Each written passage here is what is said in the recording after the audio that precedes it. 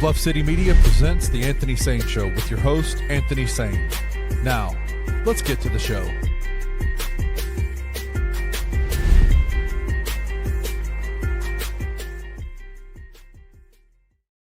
What's going on, everybody? Welcome to the Anthony Sain Show. This is, of course, your host, Anthony Sain, here with my guy, man, Kenny Stubblefield in the building. Kenny, we are in a new era of Memphis Grizzlies basketball. We've made it. We finally made it. We are here, Kenny Stubblefield. I would have, in any other situation, Kenny, I would have came on here super excited, man, ready to, do my victory lap. But since the Grizzlies are 0-3 since the termination of one Taylor Jenkins, I really ain't got much to say. I will say this, man. I never felt like a thought on the mic as much as I have this weekend ever since Taylor Jenkins' departure. I found out the news of Taylor Jenkins getting fired, standing at the door at 92.9 ESPN waiting to come in. They wouldn't let you in, bro. They wouldn't let you in. When the news broke, man, I was doing my thing at Jason and John. When the news broke, they kept going. They started a whole nother conversation, right, about this. I'm waiting outside, thirsty to get on the microphone. Finally got on the microphone there. Then I want to say, you guys somebody had an emergency pod. I can't remember who it was. Yeah, well, we didn't do one that day. Everybody was emergency-ish. I mean, it was the next morning. The Daily Grind did one. Luke and Rusty Buckets did one. So I was like, man, shoot me a link, man. Shoot me a link. Let me get on. I ain't getting no acknowledgement. The tribal chief himself didn't got no acknowledgement. I didn't get any acknowledgement in the comments. Nobody shot me a link. Chris Ingram and Evan, they did their show. Nobody shot. They didn't shoot you a link. What's up, man? I'm thirsty. Let me shoot your boy a link. I got nothing. So here I am, Tuesday, April 1st, around 10 o'clock p.m., recording this show. I finally get the mic. And it's like I ain't got nothing to say, man. Like, it is what it is, bro. Like, I hate to be wrong. I hate to be right, but, I don't. You know what I mean? This thing literally played out almost scripted to the way I told you I was going to play out. So I didn't see it happening. Just about 8 months too late, right? Yeah, about 8 months too late. Of course, you guys know Taylor Jenkins was terminated as the head coach of the Memphis Grizzlies. They were looking for reasons, man. Was there some type of scandal? Was it a Diddy baby oil situation? I didn't see all that. What were some of the scandals that people put out there? It was the people saying it had to be something that happened. Like, it couldn't just he's ass. He's ass. Yeah. Coaching malpractice, man. Tuomas Iisalo. And I've been saying his name right this whole time. I'm impressed. Yep. Tuomas Iisalo, name your interim head coach. If you ask me, I think he's probably going to end up being the head coach. He's named as interim with 9 games to go. The Grizzlies lost last night to the Golden State Warriors. We're recording the show on Tuesday. Like literally 5 minutes after the game ended. Yeah. Game just ended. I'm watching the game at work. Great game, by the way. Really good game. Really good game to watch. Grizzlies lose that game to the Golden State Warriors. I don't know, man. I'm just in a different place than a lot of people are. There are so many things that I can say I told you so about, like, if you actually use Zach Edey with the manufacturer's intent, manufacturer's suggested use, the way the good Lord made him, said that you would get this center we've been needing for the last few years, right? And Zach Edey, and I told everybody, if anything, people are like, well, saying, do you think Zach Edey could do this as a rookie? I said, I kind of think he's kind of overqualified for what we need him to do, right? You're talking about a guy that was 2-time National Player of the Year, right. Scored all those type of things in college. I was like, all he has to do really is just get rebounds and just kind of be big. And I think he's overqualified for that. And he's looked good in 2 out of these 3 games. In the game he didn't, foul trouble killed him. Whatever. But I've said this entire season. If Taylor Jenkins used Zach Edey the way he was intended to be used when they drafted him, let him get his bumps, let him play through some things, let him work through some things, Zach Edey would have been, for one thing, he would have been rookie of the year. Because like he looks like he's way better than his peers when his game is going. Yeah. And I think he would have been rookie of the year. And even if not, you're talking about a guy who, if we were getting what we've seen in Zach Edey these games since Tuomas Iisalo has taken over, you're talking about a guy who would raise the floor of this team. There's so many things about this team that would be better. Do I think we would have seen Shiesty Mask Ja Morant? You know what I mean? That probably would have never happened if it wasn't for the goofy stuff, man. And it's like, I was talking to somebody about this today, and I said, whoever the next coach is, whether it's Tuomas Iisalo, who I probably 80% believe he's going to be the next head coach. If it's him, if it's Sam Cassell, if it's Mike Brown, if it's whoever, right? I think this is something people forget. Like people say, when you talk about, the coaches that don't make it to the other side, don't make it to see the mountaintop, you're Moses coaches, right? Most people say Mark Jackson. And not only was he terminated, Steve Kerr comes in, new voice, and you ultimately win the championship. But something else that people forget about the whole Mark Jackson thing in the transition to Steve Kerr is that Mark Jackson had Klay Thompson. He was using like a post player. Yeah, he posted him. Draymond Green was like, he was a shooter, playing it all. I want to say he might have been like the small forward. He was like a 3-4 in that team at the time or something. He was. I remember Draymond early on was much more of an offensive weapon. Like they used him in the offense as a weapon and not a facilitator. But he was a bench player, yeah, and he wasn't starting for Golden State. David Lee was starting, and if David Lee hadn't got hurt, he would have been the starter. You know what I mean? That was Mark Jackson's guy. Steph Curry had the green light, but he wasn't like, you can just go shoot as many threes as you can now. Because I remember the first time I saw Steph Curry shoot a dude three, I was like, what kind of deep three? I was like, what the hell kind of demonic basketball is this dude playing? Brain dead basketball is this kid playing? I remember the first time I saw him doing it, right? And that was not something Mark Jackson let him do. Right. But what I said all that to say is that not only did Mark Jackson come in and lead them to a championship, he made the things that, not only did Steve Kerr come in and lead them to a championship, but he made the things that Mark Jackson was doing look silly.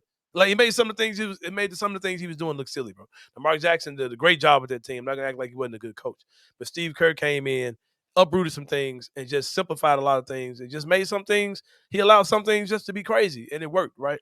I think that by the time that whoever the next coach is of the Grizzlies, whether it's Tuomas Iisalo with the training camp, installing his offense, installing his defense, installing his philosophy, rotations, all those type of things. Because right now he's basically just.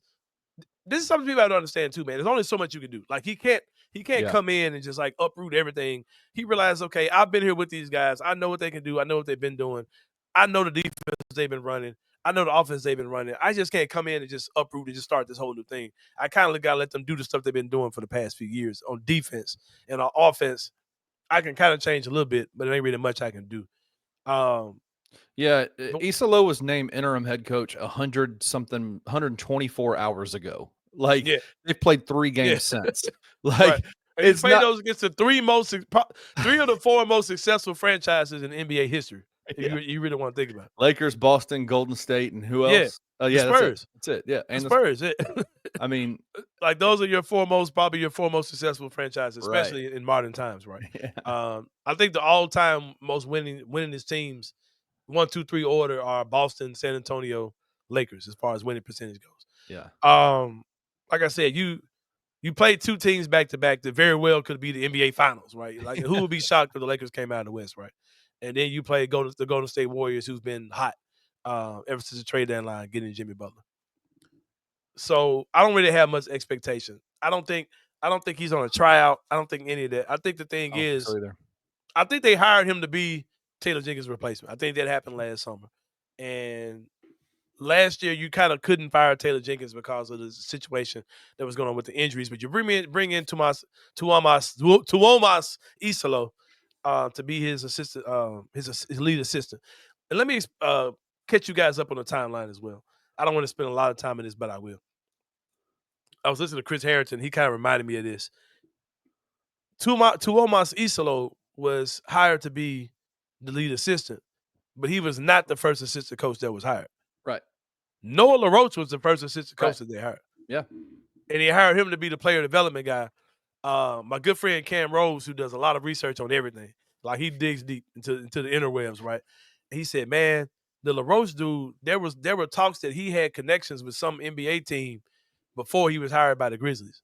And I'm sure that was the Grizzlies that he had connections to and Taylor Jenkins.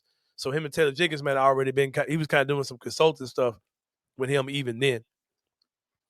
So you bring in LaRoche, you bring in you go get Iisalo. I would say that LaRoche may have been a collab between Kleiman and Jenkins, or maybe a Jenkins hire. Tuomas Iisalo was not, you know what I mean, at all. And the things that I've been saying this entire season played out. They played out in front of our eyes. I said back in a few months ago, I don't think these guys are on the same page. They can't be, right? Yep. Like Taylor Jenkins. No, I'm sorry. Zach Kleiman made the decision to not pick up the option of Jake LaRavia, right? But he gave lengthy contracts to Vince Williams and Gigi Jackson.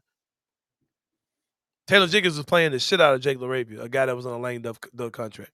And I said that one of the things that Zach Kleiman is not going to do is let it look like he made the mistake, like he picked the wrong guy. Right. Trade deadline comes. He moves Marcus Smart. He moves Jake LaRavia in an effort to get minutes with Gigi Jackson, get minutes with Vince Williams, get minutes with Jalen Wells. Going back to the beginning of the season, going back to the draft, Zach Edey excited. Zach Edey gets drafted. Zach Kleiman's excited in the war room, right? Like I got excited. Like, yeah, we're gonna force the issue, like, right. whatever, right? We're gonna set the pace. We're gonna set the tone. That was not happening, man. Like that was not being followed through by your coach at all. He took Zach Edey and did the total opposite with him, right? Made him a totally different type of player. John Morant, visibly upset. Lowest production of his career, right? Playing off the ball. No screens being set at all. Feisty game, John Morant, right? Let Ja be Ja. Let Ja be Ja. He didn't have the shoes on, but he was trolling with the same. Oh, did he not have the shoes on? Oh, okay, no, I thought he had them shoes on. I think he has all black forces on, or some shit like that. Oh, okay. But just several things that made you think that, okay, these guys aren't on the same page. And we saw the losses down, to really bad teams, all those type of things. We saw teams look very disconnected, defense terrible, all those type of things. And you get Tuomas Iisalo, who has Ken Stubblefield. I consider myself to be a heterosexual man, right? Not a gay bone in my body. But I've never watched a man speak and become aroused. Ken Stubblefield. The way I have when I hear this man speak. I just think he's a good coach. Now, do I think he's a perfect fit for the Grizzlies? That's to be determined. But I think at the end of the day, he knows ball, man. Shout out to Chris Harrington again. That's another thing, too, man. All y'all media members got all this shit to say now that y'all was not saying 2-3 days ago, right? Chris Harrington's like, whoa, with Jenkins, he often talked like he had like imposter syndrome, like he wasn't confident in himself, and he was trying to convince us that he knew what he was doing, and also convince himself that he knew what he was doing. Like, bro, you ain't never said that. You ain't never said that about Taylor Jenkins. And now that Iisalo gets over here, a real coach who actually knows who's taking y'all to having chop shop with y'all after the games, and we're having basketball TED Talks after every game with him.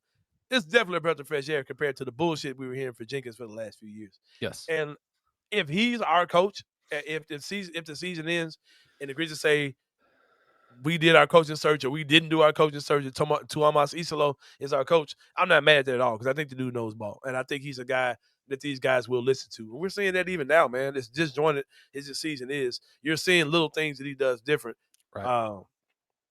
While still kind of fine-tuning some things, kind of tweaking his own elements into what we do offensively. And I wouldn't be mad at it, man. If they go get a guy like a Sam Cassell, I wouldn't be mad at all. But I see a lot of people say, well, you got to get an experienced coach, man. You got to go get this. You got to go get that, right? You got to get a guy that these guys going to listen to and all that. I'm like, I hear that, man. I'm with that. If that happened, cool, whatever. But my thing is, that don't line up with what you're seeing in the NBA today, bro. Like, most of the coaches you get are first-time smart guys, or like guys that, like I said, Mark Daigneault, Oklahoma City Thunder. Right. Does not check off those boxes. J.J. Redick does not check off those boxes, right? Not that they're doing much with it, but Will Hardy at Utah. You know what I'm saying? Yeah. Like these are guys that these are guys, dudes, bro. They're just dudes, right? Yeah. Help me out, man. The guy with the Charlotte Hornets coach, even though that team's terrible, I actually like their coach. I think he's pretty good. He was the assistant for Boston before. Yeah, Green. my guy Mosley with Orlando, good coach. The Boston Celtics head coach, bro. Who the hell was that dude? Joe Mazzulla. Mazzulla, right? Ivy Udoka. Like, these guys, they just were dudes. They just kind of popped on the scene. Right. Could that be a Sam Cassell? I don't know. It could be. Could it be a Tuomas Iisalo? Could be. I don't know. I do believe that Zach Kleiman did go hire his coach last summer. I think he made his selection of who he wanted to be his coach last summer. And I think that I don't think he's in audition mode. Man, I don't know how the season's going to end. The Grizzlies' schedule kind of has some soft spots coming up where they can get out of this play-in situation because even teams like Golden State, even teams like the Clippers, these teams are losing games. They're not looking great themselves. Like, they're not looking unbeatable themselves. Minnesota lost Yeah, today. Minnesota lost. Like, I can see the Grizzlies getting right back into this top 6, right? I'm not really, stressing about that. But whatever the season is, man, it is. Like I said, there's so many things that have kind of led us to be where we are. But like I said, it's just good to see change. And it's kind of like, I think as this thing goes on, and then we go into next season, we'll really see the effects of keeping Taylor Jenkins over this team this long. The stuff that people were excusing, I think we're going to see the effects that stuff had on this team going forward. Shout out to people like the Chris Ingrams of the world. I'm going to pull this up just to confirm, but I know from what it looked like to me, yeah. Jaren Jackson Jr. had 15 rebounds the other night, had 7 tonight. That's 11 rebounds per game over the last 2 games. I want to say he had a decent game the other night as well. I mean, the first game as well. I think the coaching and the scheme can make Jaren a 7-8 rebound guy per game. Like, there's no reason why he couldn't be, right? But that's going to take an overhaul. It's going to take an overhaul of how we play defense, how we use Jaren defensively, right? Overhaul how we do things offensively. Iisalo likes 5 guys to crash the boards offensively, right? That's typically not what we do. I'm down for whatever, man. I'm ready for change. We'll talk about something else that you guys got to stop doing. I know I'm sounding like company man Sain here lately with the stuff I'm doing, but I'm not doom and gloom about the future of this organization or the future of this team. I just don't. I can't participate in those type of conversations. And we'll talk about more of that when we come back from the break. With more Anthony Sain show. Me and my guy Kenny doing our thing on the late night. We've been doing it late. Seems like the last few weeks. Oh, another thing too, man. The way the timing came out before we go to break, the way the timing works. We were the last show we did happened 30 minutes after they fired Taylor Jenkins, right? So we had people who thought we were coming live or whatever. We recorded the show the day before. We thank y'all for rocking with us. Put your thoughts in the comments before we go to the break. What you think about Taylor Jenkins getting fired? Who you think the replacement could be? What do you think about Iisalo? Put those things in the comments. Drop those in there while we're on this commercial break. And we'll catch y'all back after the break with more of the Anthony Sain Show. See you guys in a minute.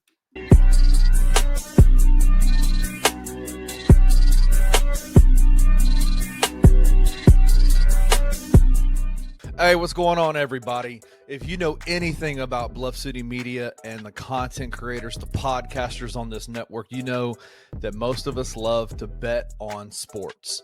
And right now, it's the best time of the year to do it. March Madness is here, and every game is a chance to cash in. From the first tip-off to the Final Four, every night promises high-stakes matchups, wild finishes, and big-time betting opportunities. And MyBookie's Bet and Get is back to sweeten the deal. Place a cash bet on March Madness and get a surprise reward. Free bets, cash back, bonus chips. You never know what's coming next.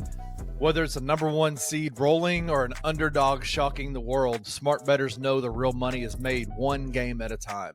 Sign up now with promo code MM50 and you can boost your bankroll with a deposit bonus designed to help you make the most of your money. If you don't want a bonus, that's okay too. Just make sure you let them know that Bluff City Media sent you there. Bet on every game, anytime, from anywhere, only with MyBookie. My general thoughts, no. I'm not saying Mikey won't keep himself out of trouble for his entire college career. Like, I'm not saying he won't. Maybe he learned a lot from his experience. That's how these things work. I think context matters. If you're bringing in Mikey and you're telling him and he agrees that, like, you're going to have to earn playing time, sure. But knowing their relationship and knowing how much Penny likes his skill set, I don't know if that's particularly the case. He has stayed out of trouble for this entirety of his freshman year at UCF. Played ball, was out there when he was available to play due to injury. I feel like he has earned the right to be judged on, is he a good fit with Memphis because of the basketball, not necessarily the drama. Tune into On the Bluff with Christian Fowler and Gabe Kuhn every Tuesday at 12 p.m. on the Bluff City Media YouTube channel.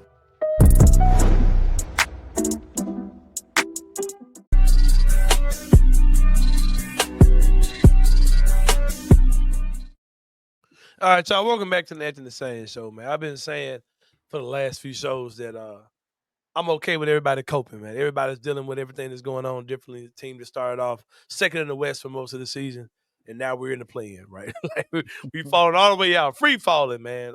With only, I think, 6 games ago, 7 games ago, 6 games ago, yeah. So I'll allow people to cope. But with that, with the coping that people are doing, there's something that people are doing where they're kind of like reversing history, like they're changing. They're saying things that are false that used to be true and true that used to be false, right? And I'll say this: something that people are saying a lot that I can't co-sign. I just can't get with it is this thing of we're just not good enough, or like we just don't have the talent, or we just don't have the roster. I remember having this show with you, Kenny Stubblefield, and my good friend Jacob Gilliard, former Memphis Grizzlies player Jacob Gilliard, was on here, right? And we had this topic that just really went everywhere. It was big on Twitter. It was big on this show. How do you cut this team to, if everybody's healthy, how do you cut this down to a 10-man rotation? Not 9, not 8. How do you cut down to 10? And we were stumped. We were like, man, how do you do this, man? Like, what do you do with Jay Huff? And, it's like, it's crazy. Like, we just had these long discussions about this, right? And now, all of a sudden, we just don't have depth. Like, we're just not good. We don't have the talent. We're just not a good team. And I'm just not there, man. I think that people misunderstand one thing. I'm a type of person who I wholeheartedly believe that the role of a coach is overrated in the NBA. I think it's a very overrated position. But if there's like coaching malpractice going on, like coaching idiocy, that can absolutely ruin a good team. I don't really care what you feel about coaching. If you got a guy there that's like, for instance, those Los Angeles Clipper teams, right, when they had Chris Paul, Blake Griffin, DeAndre Jordan. If you go back to that team that beat us that first year in the playoffs, right? That first year, that first Clippers, first Lob City team. Go look at that team, bro. Go look at the depth that was on that team. The guys were on that team. Vinny Del Negro was an idiot. He was the coach of that team. And he's the reason why that team did not get to where they need to be. Poor coaching, bro. Like that go back to that first year Clippers team. Look at their bench. That team had Nick Young on it. That team had Nick Young, Jamal Crawford. Jamal Crawford was on that team, if I'm not mistaken. Eric Bledsoe was on that team. Yep. I'm trying to think. What's the other guy? What's the other guy that's on Gilbert Arenas podcast? Was Kenyon Martin on that team? Kenyon Martin was on that team. And the other big that was ball-headed dude that got all the offensive rebounds. That team was good, bro. That team had a lot of talent. They were very deep. Bad, horrible coaching malpractice. That alone is what, like, and then to go from that, and then they had Lamar Odom on that team. That first year team? Yeah, crazy. So go ahead. You're good. So what I'm saying is this: when we talked about this earlier, where you have a team with the Grizzlies who were. You ever seen a lady that's in an abusive relationship but doesn't realize she's truly in an abusive relationship? I don't mean physically abusive, like where a guy is like manipulating her. Like a guy is like, yeah. I could think of an example of that right now. Me too. Somebody that I quasi work with, that I'm seeing a weird manipulative relationship happen with this person. But the point I'm trying to make is, with our team, our guys didn't realize. A lot of people are saying this now. Like, those guys like Taylor, but they also didn't realize that Taylor, they could also didn't realize that Taylor wasn't the guy they needed to get to where they need to go. Or they may have realized there was a separation between the two, but they still just like Taylor. So it's like, I don't want Taylor to be gone, even though I feel like he ain't that dude. So you had that going on. You also had super weird things going with the style of play that just didn't line up. Ja Morant was not happy. John Morant was not healthy. John Morant has missed 30-something games out of 75 this year. He's played like 40 games. He's played like pretty much a little bit over half the season, right? That's major, but like that's not a small thing. If SGA only played 40 games this year, the Oklahoma City Thunder would not be the number one team in the West, right? If whoever you're talking about, whatever top team, Boston, Jason Tatum plays as many games as Ja, they would not be as good as they are now. Ja has missed a lot of games for this team.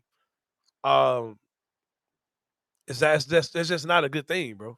And then two of your major rotation guys, two guys that were the absolute bright spots in the season last year. There was absolute shit. Two of your bright spots, Vince Williams and Gigi Jackson. Two guys you expected to be a big part of whatever we're doing this year. Did not happen for several reasons. And one of those is not because they can't play basketball. But the main reason is that both of those guys missed training camp. Those guys have played 25 and 27 games this season. Yeah. Respectively. Like 25 and 27 is the amount of games those two guys have played. And Gigi Jackson has been available for games he ain't even played in. You know what I mean? Like those guys' season was washed out. You know what I mean? Like it's just flat out washed out. And you lose Brandon Clark in the middle of all this. It's just so much crazy stuff that has happened this year, right? And then you've had what we find out is a front office and a coaching staff at war with each other the entire time that we didn't even know this is going on, except for people like myself who called it the entire time. The detective agency, Negro detective agency type stuff to figure out what was going on. But what we see now, man, like however the season ends up, is going to take a off season. It's going to take a training camp. It's going to take Ja getting his body together. It's going to take Vince getting his body together. Gigi getting his body together. Whatever Brandon Clark is going to be. Jaren getting back in the lab again. It's going to take these guys getting to Memphis early, and getting some of the coach's notes and running some of his stuff or doing what he wants to do. It's going to take Ja and Edey getting together again. But nobody's going to tell me that this team lacks talent, bro. I'm just not buying it. Can you say that they're young? Fuck yeah. Like they're young in some really key positions, right? But you can't tell me that Jalen Wells, Gigi Jackson, Vince Williams, Zach Edey aren't high-level rotation players. You know what I mean? And that's something. And there are people are saying like we don't have time to wait 2 or 3 years for these guys to be ready. And I'm like, who said you have to wait that long? Like most guys, they take that leap in year 2. They take that leap in year 3. Gigi's about to go into his 3rd season next year, right? Vince is about to go into his 4th. Wells and Edey are about to go into year 2. Desmond Bane took a big leap between rookie year and yeah. Santi Aldama took a big leap between rookie year and second year. Ja Morant took a big leap between rookie year, second year. Jaren was hurt for his 2nd and 3rd seasons, but Jaren's 4th season compared to his 1st season looks totally different. You know what I mean? Like, it's not like if a guy's a good player, that 2nd year is going to be a nice little leap. So I'm expecting those guys to be much better players. Like I'm expecting Jalen Wells to realize, damn, bro, like this season, that at 82 hit different than at 30, bro. Like for real. Like my body I really got to get my body in A shape to be able to do this thing, called the NBA. And I'm expecting that to happen. Like I don't.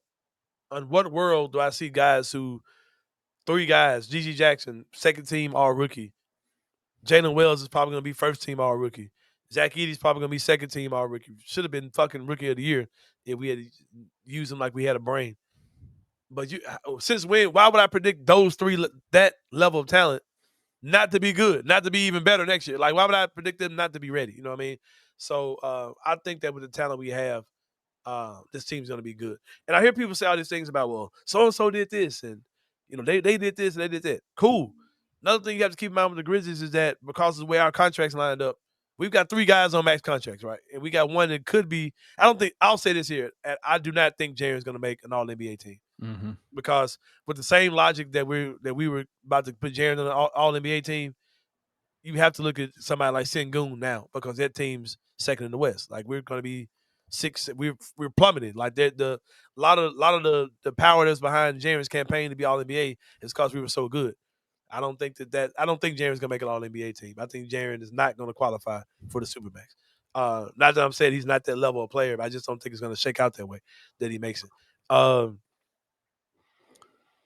Like you have 3 guys on the max contract, bro. And with that being said, you can't do some of the things. Oklahoma City was able to go out and spend overpay for Hartenstein because they had the money. Right. So they ain't paid their dudes yet. You know what I mean? Like they still got dudes on rookie deals, right? And I hear this all the time, right? People say, "Oh, the Thunder went out and they got vets. They went out and got dudes, to win." First of all, the Thunder ain't won nothing. They have not won the championship. I think they're going to come out of the West more likely, but they ain't won nothing. Let's first of all say that. And they was this good last year without them dudes.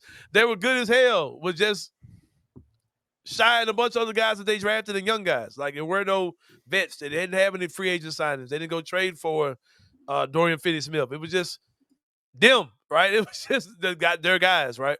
And they were the best team in the West. And they went out and they got, okay, I bet you didn't know this at all. You knew Isaiah Hartenstein's like 26, right? You knew that. Right. He's like 26, 27. Fairly young dude. How old do you think that what's the name is? Caruso? Yeah, Caruso. How old do you think he is? He's played for the Lakers, the Bulls, and now OKC. But he played for the Lakers with LeBron. Like for some years, right? No, like, he came like a couple of years, maybe. So I'm saying he wasn't like playing with the Lakers with Kobe and shit. Like Right. So how old do you think he is? 24, 25? Man, Alex Caruso is 31 years old, bro. I did not know this shit. That man is 31, bro. But this is what I'm trying to make. Caruso's been okay for them. Our heart's been really good. But it's like, bro, they were like beating the shit out of everybody last year without all of it. Yeah. But just some dudes. Like dudes they drafted, second round picks, low first round picks. Guys they got off the trash heap, Isaiah Joe. Right.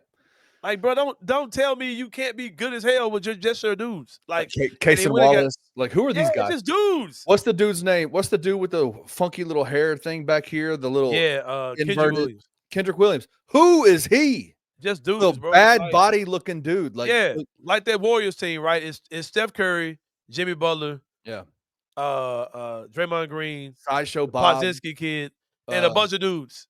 And just and like who are people these saying guys? Like, like Gigi and them, they just ain't ready, man. We gotta get a starting small forward. We gotta get a starting center. Like, man, you're not gonna be that deep, bro. No, you're not gonna be that deep where like Zach Edey's your third center or right. Gigi Jackson and Vince and them are just like some no, like you're those are gonna be your dudes next year. And Clement's already told us that, Ant. He's told us that. These are my guys moving. These forward. are the dudes. And if you got Ja Bane Jaren, that's your 3, right? Then you got Santi, who's like somewhere in between. Like you got wherever Santi is in your order, right? Then you've got Scottie Pippen Jr., whatever he is, right? Solid backup guard, can play a little. Man, the fact that I was like, get Luke Kennard the hell out the game and put Scottie Pippen Jr. in as the third defender. Oh, how times have changed, right? But you got those two, Santi, Scottie Pippen, whatever they are. And then you got Wells, Gigi, Vince, Edey. That's your 4 young dudes who are like next up. Dude, that's 7. That's 9 dudes, bro. Like I just named 9 dudes. Oh yeah, you named. Okay, yeah, I got who you named. Scotty and all those guys. Yeah. Yeah. And it's like if you got 7, 8, 9 dudes on your team that are solid, who you know can play, that's your dudes, man. Like you played Boston, right? You just played Boston. Yeah. Jason Tatum, Jaylen Brown, Horford, Unicorn, Holiday, White. That's their dudes. Hauser and them and the other kids, the little combo guard that shoots the hell out of threes, they're just guys that they drafted late. Undrafted dudes. You're just guys. You know what I mean? And they got some other guys that are just guys that are on that team. Nobody's got because it's a guy that's always in my mentions. I can't think of his name. He was like, "Yeah, man, the Grizzlies are good, but they're not championship. They'll be good. They won't be championship good. Like they're not going to be good like 4 through 12. Like, bro, nobody's good 4 through 12. Good teams got like 6, 7, 8 good dudes. Everybody else's kind of guys are good whenever. Hey, we needed him tonight. You know what I mean? You mentioned a few minutes ago. You think coaching is overrated, and I agree to a certain point. I think coaching is overrated when it comes to coaching. Can be malpractice. You can malpractice. You can have coaching malpractices against your top players. The way that they used Ja this year was malpractice, right? Yeah. But in a lot of ways, those guys, those main guys, the Ja, Jaren, Dez for your team, they're going to do what they're going to do because their talent level is going to supersede. Talented blind, a good team can overcome average coaching. Right. You know what coaching is not overrated with? It's through that 4 through 12. Yeah. It's how do you use those guys to manipulate minutes and to manipulate stretch runs where you maximize the things they do well and you hide the deficiencies that they have. Like that's where coaching comes into play. Right. And so a guy like Zach Edey, is he the top 3, top 4 player on the Grizzlies team right now? No, he's not.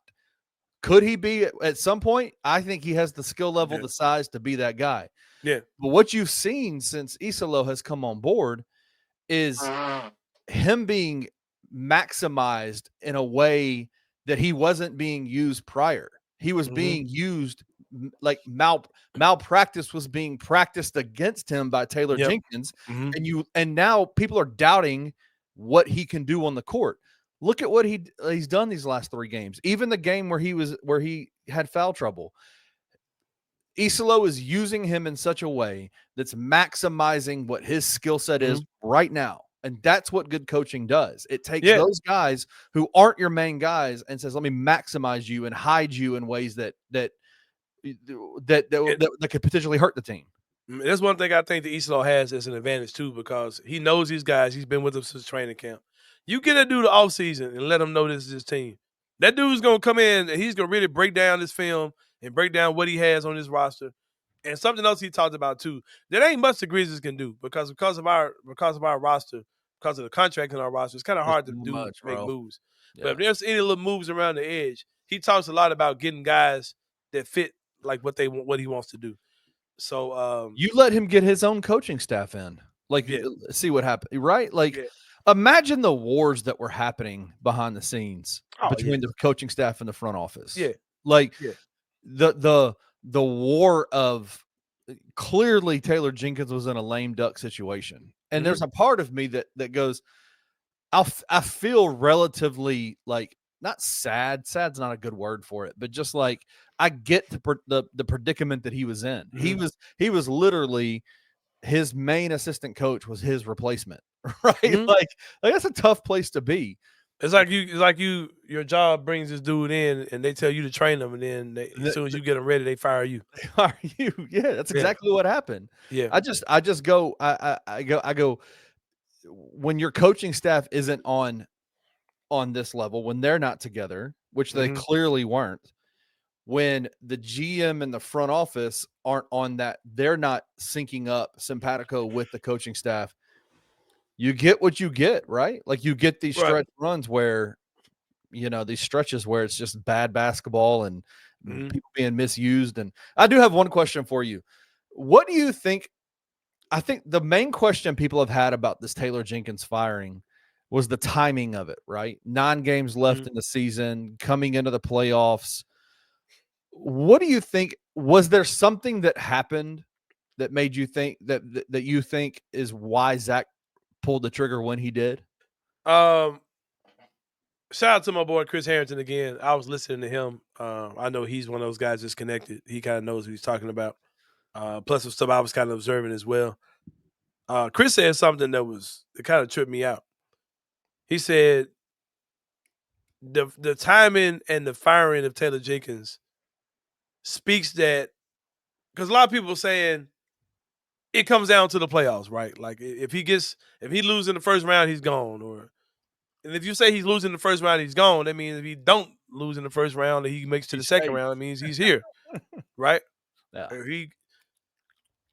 Chris Harrington was like, the way that this looks, seems like they already made the decision. Dude, no matter what you do, we're firing you at the end of the season. Like, if this team gets hot and we get a good matchup and we make a run and you're gone. And with that being said, I think it was just a matter of, okay, how much are you gonna piss me off? I think that's For Zach exactly Kline? I think that's exactly what it was. I think it was how much are you gonna piss me off? And I think some things happened to piss him off, bro. Zach getting pulled out of the starting lineup. Yeah, I think some stuff happened to piss him off. I think this GG Jackson thing pissed him off. The way it went down pissed him off. The way that because Kleiman decides who goes to the G League. I think the fact that that he saw like the route that was going with Gigi, I think Kleiman's okay. Let me just get him out of here. So if he doesn't play, it'll be understood why he's not playing because he just got back from the G League. I think Kleiman did that to kind of like, all right, bro, let me get my guy out of here because you about to piss me. You about to make me have to beat your ass right fast, Taylor Jenkins. So let me go. I think it's one of those type of things. Now you're fucking with his mental, right? Like the way that things are being handled. Yeah. Let me get him out of there. Get on his safe place playing basketball, and then let me say this too, man. Like people say, like, because I saw a conversation where people saying, well, is Kleiman doing too much? Is he got his hands on too much stuff? Should he just let his coach, right? And my thing is, if you're Zach Kleiman and you're trying to do things the way that you're doing, and you're like, man, look, I might have to pay Jaren Jackson Jr. $70 million, right, a year. I've got to figure out how to do this thing as cost effectively as possible, right? I got to squeeze out much blood out of these tournaments as I can. Like GG Jackson has to work. Like Vince Williams has to work. Zach Edey, this dude I drafted, I didn't go get. I couldn't go get a free agent big, or I couldn't go make a trade for. But you've got to be the dude that works, right? If everything is like, dude, this has to work. This is my game plan. If I'm gonna go lean, you have to help. You have to help me make this plan work, right? Taylor Jenkins. And if you bucking against me, now you got me out here looking crazy because you're not even letting my full plan do what it's supposed to do. So I understand that whole thing, man. And like I said, I think something else happened too. I think that Zach Kleiman realized if I don't hire this, if I don't bring this Iisalo dude in, somebody's gonna hire this dude because in order for a team to talk to him, they gotta get permission from the Grizzlies. And I bet he was like, all right, bro, I'm not bringing Taylor Jenkins back. I don't expect Iisalo to come in and revamp the offense, revamp the defense. I don't expect anything to look drastically different than how it looked before. But let me just see how the team feels with him being the big voice, how it feels with him sitting in the big chair, right? I think it was some of that type of stuff. I like the dude, man. Like it feels good. It feels good, right? Like it feels good to me. Like I know they've lost 3 games, but they're playing better. I love the things that he says in front of a microphone. And it's not about winning the press conference. It's not about that, but it is about there's a level of I guess candidness that I appreciate. Right. Some of the things that he's saying. He's the type of dude where, like, if we played Golden State tomorrow, we beat them by 12 plus. I think he's the type of guy that he's gonna be up all night, look at the tape. All right, now that's not happening again. All right, Jared, go do this. Hey, Wells. I think that he's a basketball junkie. You know what I mean? And I think that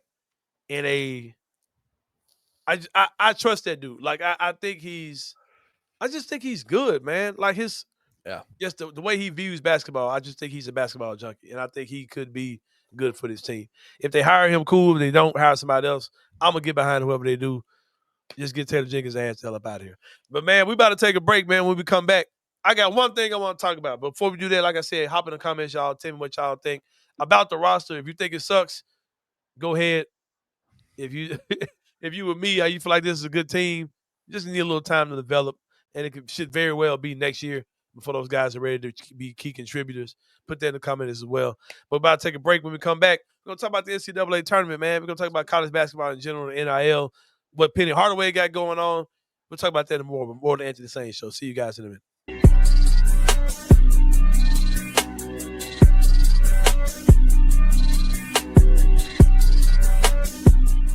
Hey, what's going on, everybody? If you know anything about Bluff City Media and the content creators, the podcasters on this network, you know that most of us love to bet on sports. And right now, it's the best time of the year to do it. March Madness is here, and every game is a chance to cash in. From the first tip-off to the Final Four, every night promises high-stakes matchups, wild finishes, and big-time betting opportunities. And MyBookie's Bet and Get is back to sweeten the deal. Place a cash bet on March Madness and get a surprise reward. Free bets, cash back, bonus chips. You never know what's coming next. Whether it's a number one seed rolling or an underdog shocking the world, smart bettors know the real money is made one game at a time. Sign up now with promo code MM50 and you can boost your bankroll with a deposit bonus designed to help you make the most of your money. If you don't want a bonus, that's okay too. Just make sure you let them know that Bluff City Media sent you there. Bet on every game, anytime, from anywhere, only with MyBookie. My general thoughts, no.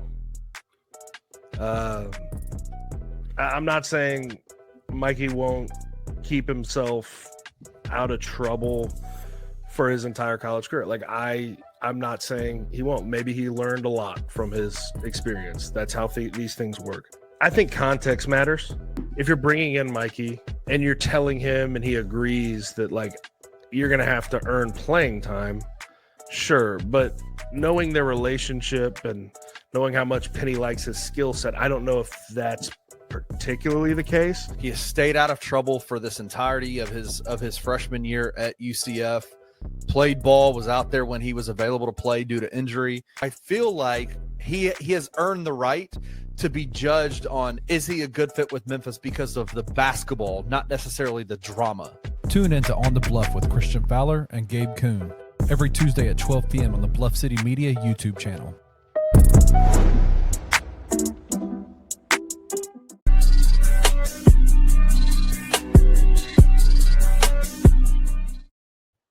Yeah, man. Welcome back to the Anthony Sain Show, final segment of the show. I'm gonna say one more thing about the Grizzlies. I got a question for you about the Grizzlies real quick. All right, go ahead. Give me your question. Okay. We haven't talked about it, but shout out to Paris Sharkey. That's what I've been to say, bro. That's what I've been to say too. Yeah, I'm tired as hell. I thought about that before we went to break. Yep. His video clip, his clips from the locker room finally paid off. Man. Finally paid off. Only somebody in the locker room posted anything is Paris Sharkey. I'm starting to think these dudes just be lying about stuff they said the players say too, man. Because Paris ain't posted, I don't believe it. Yeah, bro, you know back in the day, bro, everybody was posted. It was like a arms race to be the first somebody to post the clips from. Yeah.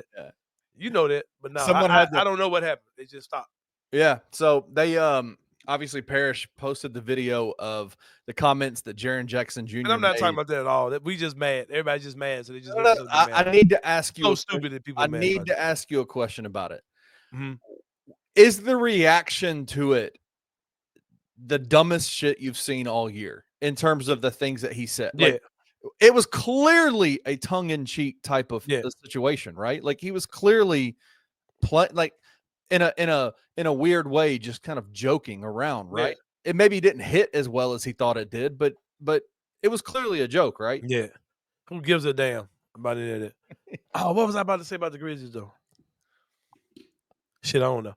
It probably ain't nothing worth talking about. But yeah. Shout out to Paris Sharkey. Go to Bluff City. Shout out to my boy Paris Sharkey, man. Shout out to my boy, man. Damn, what was I gonna say? Oh, that's it. People have to understand, like, in regards to the Gigi Jacksons of the world or the Zach Edeys, right? Even the guys like Jalen Wells, Vince, whatever. People say, like, you know, because I made a statement. I said, man, if we had brought Zach along the whole season and like used him like a normal player and used him. Because when people ask me at the end of the season, like, how do you feel about us playing a rookie at center? I said it can work, but they gotta go through the process with him. Like, you can't short step it. You gotta let him play. Like, you gotta let him play through all of it, right? And I said, well, man, we had kept playing Edey, we'd have been fine. Like, if we had did the goofy stuff with Edey, we'd have been such a better team. And a guy come back and said, offensively, like, bro, defensively too, because he would have had to get to that point. You can't run a goofball defense around or big like that. Like, put him in a drop coverage, and you gotta play your defense to cover him, right? And you gotta let him get his bumps. You gotta let him learn. Like, you just can't pull him because he can't do it. You can't expect him to do it. Right. It's just like you get a kid and put him on a bike. Oh, he keeps falling. Like, yeah, he's gonna fall, bro. You gotta fall until you figure it out, though. You know what I mean? Right. Like, it's like that whole thing, man. You saw it pay off. You saw it pay off a little bit tonight. He dropped coverage with Steph Curry. Steph Curry took him to the basket, and he beat that shit against the backboard. Man. Like, you got to let that kind of stuff allow the trying to figure out okay, the proper footwork, the leverage, the where to put your hips, where to what take angles time. to take. But you gotta let them figure it out. You gotta let them figure it out, man. You got to. Gigi Jackson's a horrible defender. Like, yeah, man, but you gotta play Gigi. Like, you gotta get him going. Everybody's played horrible play defense. Everybody's been horrible on defense this last half of the season. Yeah, man, like, it's crazy. It's ain't crazy. just Shout out to Luke Kennard, who just totally forgot to play basketball. Shout out to you, Luke. I try to tell y'all, just glitching. Shout out to my boy Zay, who said who had the articles and the videos talking about that Luke might be untradeable. Like, all right, Zay, come on back to earth. Anyway, I do miss his Nardo bomb. Oh man, stuff. We may not see another one. We may not see another Nardo bomb. That was dope. I like that. Shout out to Zay. Yeah, for sure. Shout out to Zay for sure. Man, let's talk college basketball. We're gonna wrap this up. We are approaching the 1 hour mark, which is about the setup for No Bluffing podcast. They just got through introductions. They just stopped. Shout out to my boy Chris Ingram and Evan Hayes. Go check out the latest No Bluffing. Very good episode. Very good episode. Yeah. That airs Monday. They record on Sunday. You know, they go live on Twitter. Yeah, but they do pre-recorded on Sunday. I try to clip out certain portions of shows to do, and their clips are like 45 minutes long. They Taylor Jenkins got fired. They talked about that for 40 fucking minutes. Yeah. I'm in my Chris Ingram era right now, man. But yeah, go check that out. Very good show Monday. Yeah. I want to say they kept it under an hour and a half. They did good. They did good. Yeah, let me wrap this up, man. I don't do hour shows no more, man. After the hour, y'all got to pay me double, man. I ain't doing this as I'm not doing this for free, kid. Damn, what was I about to say? Oh, college basketball. Basketball. Let's get into it. Shout out to my folks, the Daily Grind. My boy Luke Hatmaker looks like Tuomas Iisalo on crack. Is who Luke Hatmaker looks like. Tuomas Iisalo without the hair gel. Before he lays his hair down. He wakes up in the morning. This shit is Tuomas Iisalo when he gets out the bed. Yeah, too much Iisalo. Whoever it looks like. Shout out to my boy Luke Hatmaker though. But it made me think about how they'll go into another sport. They're a Grizzlies show, but they'll do other sports. Anyway, college basketball, right? I'm gonna say this. I just think, shout out to Perry Sharkey, who has this saying where he says, don't pay attention to people who talking when they're bored. Like, right? And I just think, I don't know why people are bored about the NCAA tournament. It's crazy. The games I've cut on, every game has looked fucking amazing for the NCAA tournament. I'm not a college basketball head. I used to be a college basketball junkie. I do not have a taste for college basketball anymore. I don't know. I guess it's kind of like if I was to stop drinking beer for a while, I guess I couldn't go back to drinking beer. Beer's an acquired taste, and then once I don't know. You unacquire it, it goes away, right? Yeah. I'm not feeling college basketball right now, but right now, today, I am. Like, the product has looked very good, and I think that one illusion. I think people like to say that they want to see the Cinderellas and all that. I don't want to see that shit past the first weekend, bro. Yeah, I don't want to see it. First weekend, cool. But once we get into that, Sweet 16, I want to see the big dogs, bro. And people can say what they want to say about the NIL, say what they want to say about the transfer portal, all those type of things. Those two things are raising the floor of college basketball. That's what people are really missing, because it's keeping your fringe dudes, your fringe pro guys in college basketball. Yep. You know what I mean? Like, they're staying in college. So you got guys who typically that senior and even junior year who either go overseas or test the waters and flame out. They're staying in college basketball and they're getting money. They're playing 4 and 5 years. So you're seeing like a lot of talented older guys still in college basketball. Guys who typically would have gone. They would have been gone to go do something. I agree. And they're there and they're sticking around, right? The Dane Dangers of the world. Dane Danger probably would not even be in college basketball. In a normal situation. Somebody would have told him to go pro. He would have put his name in the draft, and even if he didn't get drafted, he'll go overseas. Those guys are staying in college basketball. And man, I like seeing the big forehead dude. He's playing for FAU, playing for Arkansas this year. Like John L. Davis, yep. Yeah, I like seeing like these college basketball super teams. Like, I don't I like seeing the big powerful teams with the money going to get all the players, and we got ours against yours, and it's just this collision of these good ass, deep ass college talented basketball teams. Like, sign me up for that, bro. Like I love it. I love it. It makes the basketball better, honestly. It makes it Yeah, better. I love seeing Houston old ass team out there. You know what I mean? Like, what's hey, his bro, name? like their big man's our age. He's we went. kids. I played against him in college. Right, I got kids out there. Man, I like I said, man, like y'all can say that y'all don't like whatever, that y'all want to see the Cinderellas.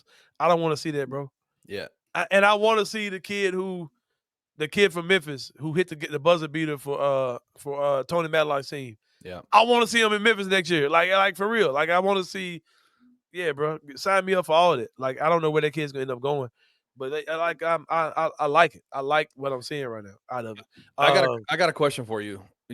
About who you want to see in Memphis. You've discussed this kid for a while. Yeah. When all of it was going down. But Mikey Williams is in the transfer portal. Yeah. And so are we talking about Mikey Williams now? Well, yeah, reports came out this week that Penny and him have been talking again. And I guess my question for you is, I asked Gabe this question on the Bluff this week. Yeah. Obviously, there's concerns about all the stuff that he went through. Understood. The drama, the whatever it is. My theory on it is I think he has earned the right over this past year. Everything with the court case has been adjudicated. It's all done. It's behind him. He's a free man. He's spent the entire year at UCF battling an injury. Ain't heard a peep from him. Ain't heard a peep, playing ball when he's available, that kind of stuff. Has he not earned the right to be judged based off of the basketball side of things instead of the drama? Two things. I think he's earned the right to get another chance here in Memphis, and I think that Penny Hardaway has earned the right for us to trust his judgment. And I think that Penny is in a place now where if Mikey does something crazy, he up out of here. Like Mikey has nothing. There's nothing, no leverage at all. And I think he's a talent, and I think if Penny wants to bring him on, I'm not getting in the way of it. And I think Penny is in a situation now. We saw him tell a dude to get the hell out of here, man. We saw him, that kid last year, the power forward. I don't even remember the kid's name, but Tyreek we Smith. saw Penny. We saw Penny tell him to get the hell up out of here, bro. So, and I think he's just in a position where he's matured. He's earned the right for us to trust him. I mean, what can he do? Like he's just a kid on the team, and you know, I think it kind of, I guess, especially hearing you talk about it now, I think that means that this is probably going to happen. No. I don't think so. I just think there's been a lot of conversation around it. Yeah, right? yeah. Okay, cool. And so my theory on it is this: like we haven't heard a single word about it since the reports came out that they were talking. And there's a very good shot, a likely shot, that Penny is now recruiting above Mikey Williams' status, right? Penny got some shit going on out here, bro. Bro, he is killing the portal right now. He doesn't have commitments, but he's had like almost double-digit visits at this point already. Yeah. And so there's a very good chance that he's recruiting above him now, Mikey Williams. He might not be talented enough to come back and play for Memphis. There's that possibility. Yeah. My frustration is that I hear a lot of people saying absolutely not to Mikey based on the stuff that happened in San Diego a few years ago, based on the fact that he's got an Instagram following, based on the fact that his name's been in the news forever. And I guess my whole theory on it is even if they don't come together, even if they're not together, even if Penny says, no, I've moved on to bigger and better, allow Penny the opportunity to judge it based on how it would fit with the basketball side of things and not just the drama side of things. Yeah. Right? I ain't worried about none of that, man. Penny handled things well this year. Just a flawless season as far as drama's concerned, man. That man's got equity with me as far as that goes. But like I said, y'all stop playing like y'all care about these bum ass teams, bro. Like I want to see the top teams in the NCAA tournament. The Final Four is the top 4 seeds in the whole entire play. Sign me up. That's Houston and Duke. Let me ask you, have you seen any of Cooper Flag this year? Yep, Cole. What do you think, bro? White Paul George. Whew. Cole. Kid is nasty. But they're going up against Houston in the Final Four, and Houston it's 40 minutes of straight hell for teams that play against them on defense. Like, it's crazy. Yeah. Yep. And then Florida and Auburn, it's going to be fantastic, man. I cannot wait for this weekend. This weekend is going to be so much fun. Yeah. I'm going to watch this shit for sure. We haven't talked about the Tigers and their seeding thing, getting y'all field house ready out here. But we'll talk about that probably Friday. It's a great move. It's a great move. It's a good move, man. I love it. We'll talk about that Friday because I'm tired. I don't want to talk about it right now. I think we can really dig into that. Let's dig into it a little bit on Friday's show. Well, for Kenny Stubblefield, Perry Sharkey could not make the show. He's in the locker room getting them videos for y'all, man. The award-winning Perry Sharkey. Award-winning, nationally known Perry Sharkey. And his little funky-ass Samsung camera he shoots that shit on. Right. I'm going to let y'all know now, man. This might be the last one, or Friday might be the last one. But this you going to see where y'all can donate at the bottom. It's going where you can, sow into the show, man. Sow it where you grow it, for sure. That's right. But, yeah, we'll give y'all opportunities to partner with us by sowing seeds, into the ministry of this show. I got one more thing to say about Bluff City Media as a whole. We are a local company here. We are a small business that has spent the last 3 years grinding this thing out and trying to make it work. And we have built, I think, thanks in large part due to the content creators we have, Anthony being absolutely the tip of the spear in that regard. We have built a following. We have built a kind of a market share of what's going on in the city in terms of content. I would put our content up against anybody's, to be honest with you. For sure. But we're a small business, and so we understand the idea of growing small businesses. And I know that there are people that are listening to this right now that are small business owners in the city of Memphis that say, man, I understand the grind. We do too. We understand the hustle. We want to partner with you, man. Yeah, we want to come together with you. Bring your ass over here, man. Anthony wants to talk with you, man. If you want us to, we have, and I'll give you all the numbers, but if you want to leverage one of the fastest growing content creation companies in the city with a large engagement following every single month, come talk to us, man. We would love to partner with any small business in the city of Memphis. Yes, sir. Let's make it happen, bro. We can make it as affordable as you need to be, man. You know what I'm saying? That's right. You give your boy something to eat, man. We'll give you a little quick shout out. Get your boy get a 10-piece or something, man. Let your boy get a 10-piece. But yeah, man, for Kenny Stubblefield, this is Anthony Sain. We'll see y'all on Friday, man, and we out. Thank you for listening to the Anthony Sain Show. If you enjoyed this episode, leave a rating and a review wherever you download your podcasts. Also, like and subscribe to Bluff City Media's YouTube page. For comprehensive coverage of Memphis sports, head over to www.bluffcitymedia.co and find out how you can become an insider. We will see you back here next week.